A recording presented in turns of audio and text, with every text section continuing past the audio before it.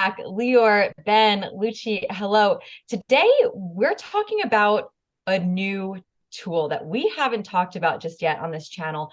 And it's a tool that has been validated. We've used it with clients. And the person on this call who's used it the most is Lucci. So we're going to talk to Lucci today about how she's been using this tool to help clients align with their purpose, their vision, their strategies, and how it's been helpful for the people we've actually been working with. So, Lucci, I'm going to throw it over to you to tell us more about this new tool called Future Search. So thanks, Alana. Yes, what we've discovered working with our clients when they are doing like their strategic planning, most of them do it by the end of the year, now November, October, is it that maybe given the conventional planning session, which means like, I don't know, maybe the board of directors or the leadership team goes to a 2-day offsite somewhere out there, and they work together to create like a strategic plan for the year, right? And what we found out is that that kind of conventional planning is very results oriented. And what they do is like, okay, we want to achieve that business goal, that target. We want to increase our sales, and everything is very like in terms of number, how they can maximize their profits. And at the same time, what happens is that okay, they go back to their offices, and the leader may communicate to their direct reports, okay, we need to, this is our target, let's work, and we have to achieve that goal. That's it. And there's not many more explanation because maybe that didn't also happen during the strategic planning. I'm not saying all of the clients, of course, please, but mostly the conventional ones where the CEO may have like the last word, where people may do a lot of projections and they may show presentations with numbers and everything like that. And at the same time, we discovered, okay, but what happens with the world, the context? Everything is changing, is dynamic. There's a lot of rhythm that is happening out there. And what used to happen is that, okay, we had this plan, but there was not a direct connection with what was happening out there. So at one point may become obsolete at one point, because maybe they say, okay, we are going to do this product. And then they start working on that. But if they do not listen to what's happening, I don't know, with people, their needs, what they are looking for right now, maybe they are going to do something that it's not anymore, that's not relevant anymore to them. So given this context, what we try to do is, okay, there has to be another way to plan. There has to be another way that it's more agile, that it's more integral, that all the voices are heard and all the voices are integrated, because in conventional planning, maybe a few people's, the voices of a few people are taken into account only. So given we did a lot of research, we came out with this concept of a strategy on a page. And what we did was we tried to organize the different steps in the 4-quadrant perspective, like we've talked so long right now, given in these videos. Why? Because we found out that most leaders were concentrating on the right-hand side, numbers, processes, the hard data. But what happens to the left-hand side? And this is this future search, this planning document, or yes, a one page, what tries to do is to take into account all 4-quadrant perspective, to take into account what people believe, what people want in the organization, outside of the organization. I'm referring to stakeholders that are relevant to the organization. And the most important thing is that purpose is at the core, is at the center. So when we carry out this with our clients, we do a planning session, maybe like 2 to 3 days. And it's important that people do a pre-work before the session. Why? Because people need to, first of all, there are two things that would happen beforehand. One is that the leader or the people that are going to participate in this session connect to their own personal purpose. Like, okay, what do I want to do? Where am I at this point of my life? What do I want to achieve? What's what for me right now?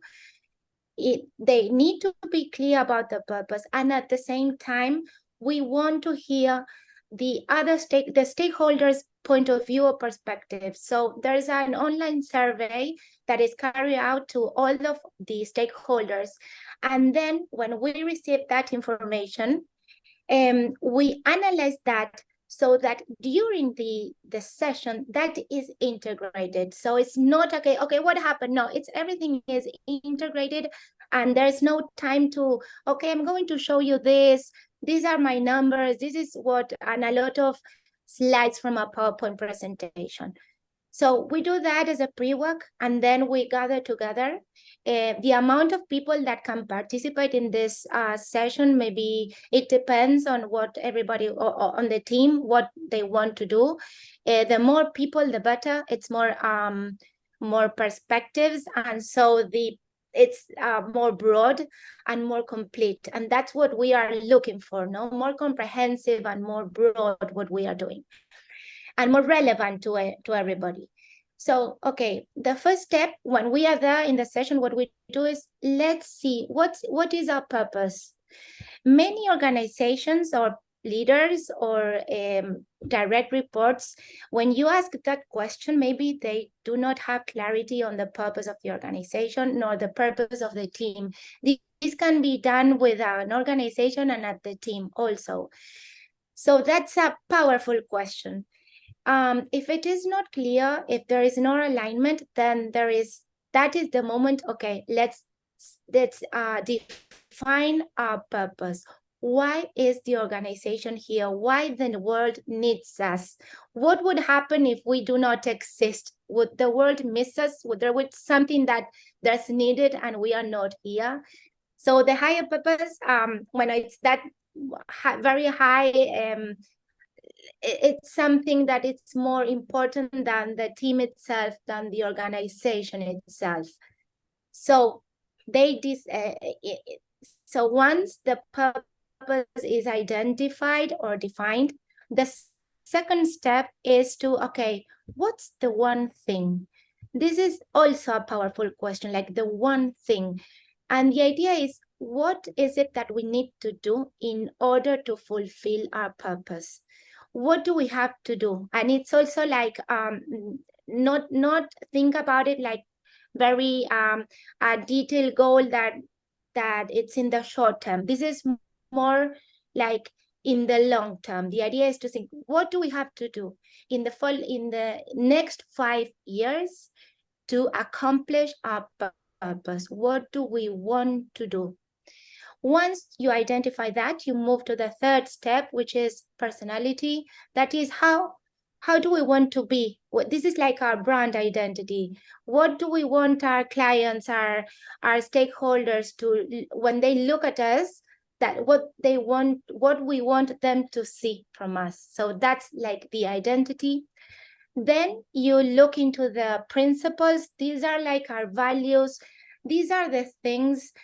This is very important from my point of view, because this is what would make you stick when there's if you have to make a very important decision and you don't know there's no agreement, the principles and the values that would provide you like the North Star. So, okay, would this decision would be against our principles, against our values? If it would go against, then we won't make it. But the other way, we go forward with that decision. And also that would give us like also the North Star when people work together. While I'm explaining, if you have any comments, please go ahead. I didn't say that, so sorry. But everything that I've spoken right now is, as you see from the left-hand side, right? So the organization or the team is exploring inside of them. So what do we want? What do we want to become? What are our values? What are our beliefs? So that's an important conversation that takes at the beginning. No, and the idea that this is at the beginning is because that would create alignment between the members, and throughout the discussion and the co-creation of this strategy on a page. Yeah. So Luci, what you're talking about, yes, on the upper left here, when you're talking about the left side, you're speaking about the upper left in particular. So you're creating a sense of shared identity. Is that accurate? Yes, that's 100% accurate. Exactly. Yes. And when you are discussing that, and when you are defining everything, you always take into account that pre-work that was done with the different stakeholders. So all the other perspectives are also taken into account. So that's also important. I think the most powerful thing about this, okay. Yes. literally, I think, like, as you've described it so far, and I think the steps on the right-hand side seem to be more akin to what I've seen in the past traditional organizations.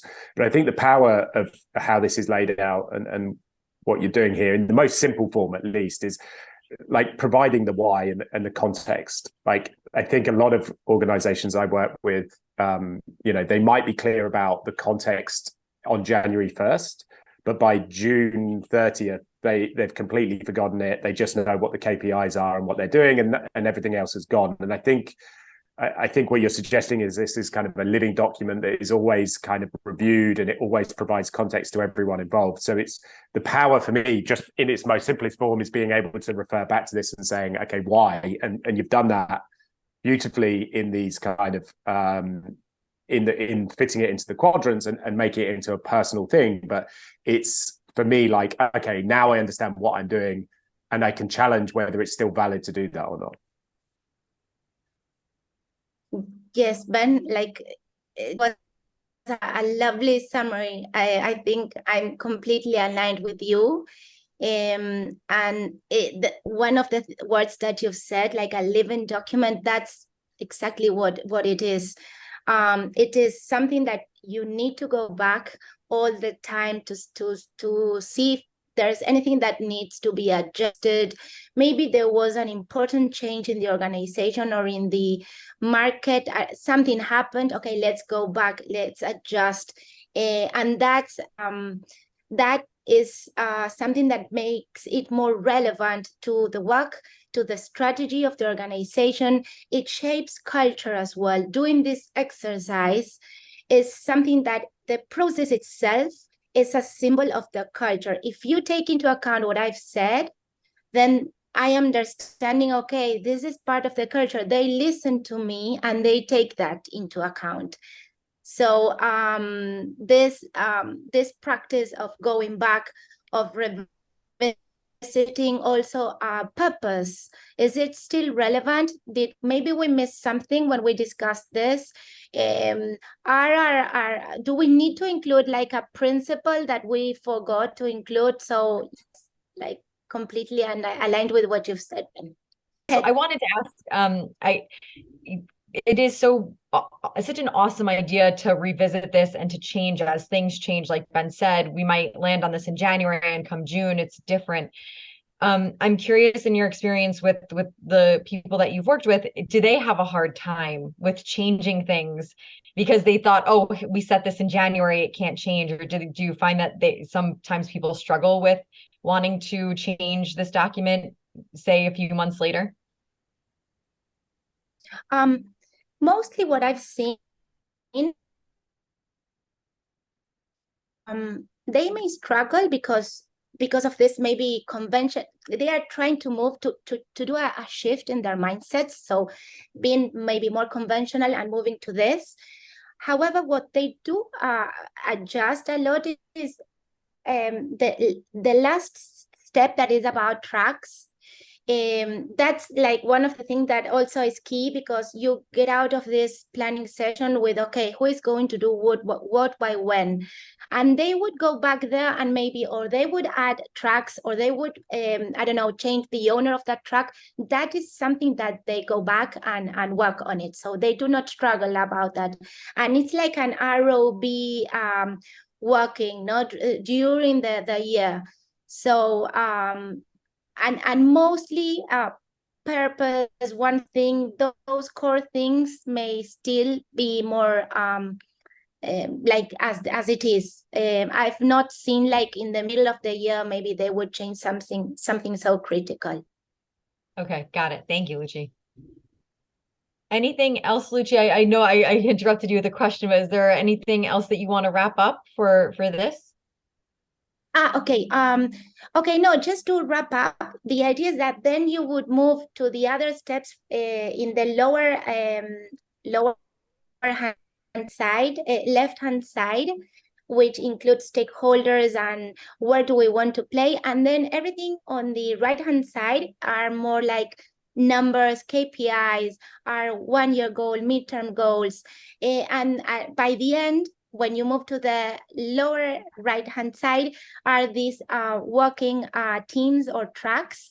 It's important, because that would drive like the way you're going to work, how are you going to work, and the focus you are going to have in order to accomplish your purpose. So that's basically it.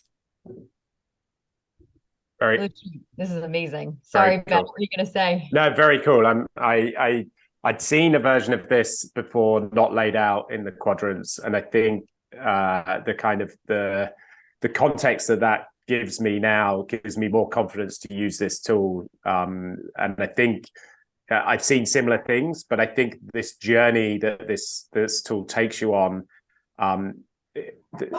we get wrapped up in the value of an asset being produced. So we get wrapped up in the value of this diagram once it's complete, but actually there's a lot of value in going through the journey in order to complete the document. So I can see the value in stepping through these stages and the cohesion that creates in itself, as opposed to the value of the document, right? One person creating this document and emailing it around is not the use of this document. A group of people getting together and going through that narrative and journey, I can see the value here. So I'm extremely excited to give this a go. And the good Lord agreeth with you, Ben, because he shineth his light upon you right now. I don't know if Ben can see what's going on, but there's something going on. It does look like the angels are agreeing with you, Ben, from above. Luci, this was really awesome. And I really just love the use of the quadrants for this. And it just shows another way you can also use the quadrants and how it really does apply to everything. And I love the involvement of everyone in this document, and that it's a living document that you should be revisiting to help people also get used to just, it's okay to change your mind or to switch a strategy if something's not working. So this is really awesome. And if you're interested in more information about the quadrants, we have a video for that as well, which we will include down below in the description, so you can learn more about how else you can use quadrants. Well, with that, I think we're all out of time for today. Lior, Luci, Ben, thank you so much. This was really cool. Let us know in the comments below if you want to use this. Reach out to us. We'd love to talk more about it. And we'll see you next time.